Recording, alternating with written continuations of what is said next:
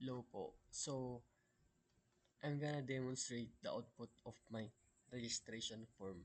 So first, I'm gonna show you the output of my registration form. Paano nga ba siya gumagana? So,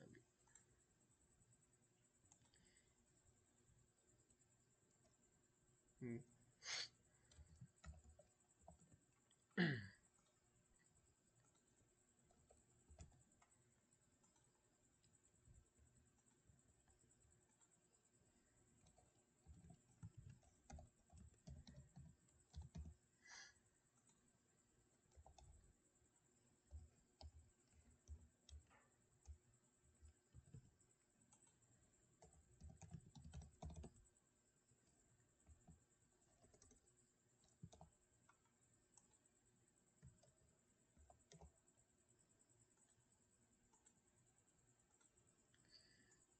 So this is the output of my registration form.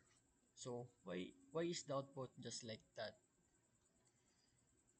I'm gonna show you my source code.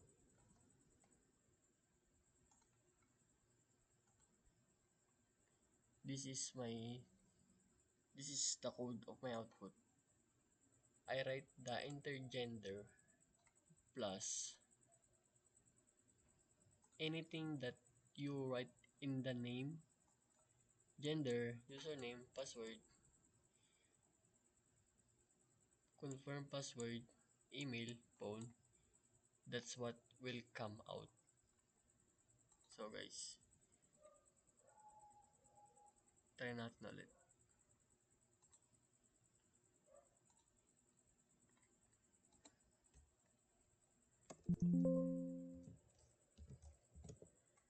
Tingnan guys, oh. Oh. I enter Larens, so the output is hindi yung pangalan ko. Gonna click this reset, mawawala.